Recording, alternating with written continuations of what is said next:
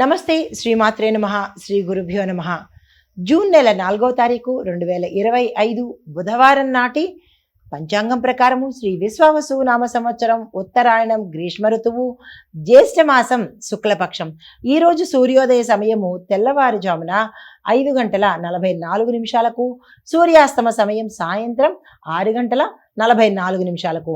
ఈరోజు తిథి నవమి రాత్రి 11:56 వరకు.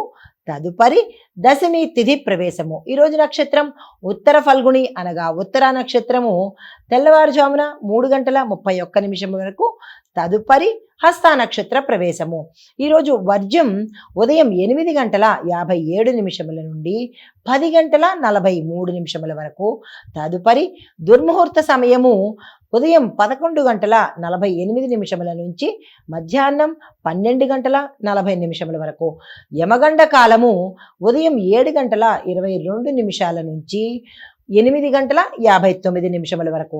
బ్రహ్మముహూర్త సమయం తెల్లవారుజామున 4:08 నుంచి తెల్లవారి 4:56 వరకు. అమృత గడియలు రాత్రి సమయంలో 7:35 నుంచి రాత్రి 9:22 వరకు. ఈరోజు అభిజిత్ ముహూర్తం లేదు. ఇది నేటి పంచాంగం. నమస్తే. తదుపరి రాశి కర్కాటక రాశి. ఈ రాశిలో ఉండే వారికి ఆర్థిక ఒత్తిడి ఎక్కువ అయ్యేటట్టుగా కనబడుతోంది. గతంలో చేసిన అప్పులు కావచ్చు, చేబదులు కావచ్చు, తిరిగి ఇవ్వకపోవడం వల్ల వారు మిమ్మల్ని వేధించి వేదనకు గురి చేసే అవకాశము, తీవ్రమైన ఒత్తిడికి గురయ్యే అవకాశం ఎక్కువగా కనబడుతోంది. జాగ్రత్తలు తీసుకోండి. మంచి మీ యొక్క శ్రమ ఫలించి ఫలితాలు చేతికొచ్చేటట్టుగా గోచరిస్తోంది.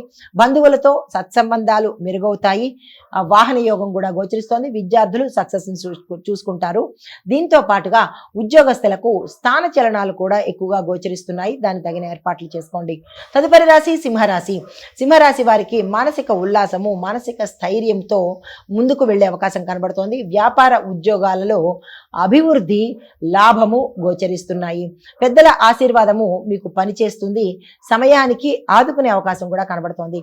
మీకు చెప్పదగిన పరిహారము సూర్య నమస్కారాలు తప్పనిసరిగా చేసుకోండి. సూర్య భగవానుణ్ణి ఉషోదయ సమయంలో అంటే సూర్యోదయ సమయంలో స్వామివారిని దర్శించి స్నానం చేసిన తర్వాత దర్శించినట్టయితే గ్రహ సంబంధిత దోషాలు ఏమైనా ఉంటే కనుక అవి తొలగిపోయే పరిస్థితి గోచరిస్తోంది. తదుపరి రాశి కన్యా రాశి.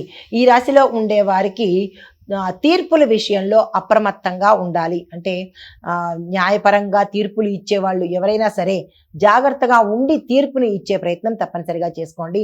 విదేశీ అవకాశాలు స్టార్టింగ్ స్టేజ్లో ఉన్నాయి కాబట్టి అవి సక్సెస్ అయ్యే అవకాశం ఎక్కువగా గోచరిస్తోంది. కుటుంబంలో మార్పులు జరిగే అవకాశం విపరీతంగా గోచరిస్తోంది. ఆరోగ్యం పట్ల జాగ్రత్తలు తప్పనిసరిగా తీసుకోండి.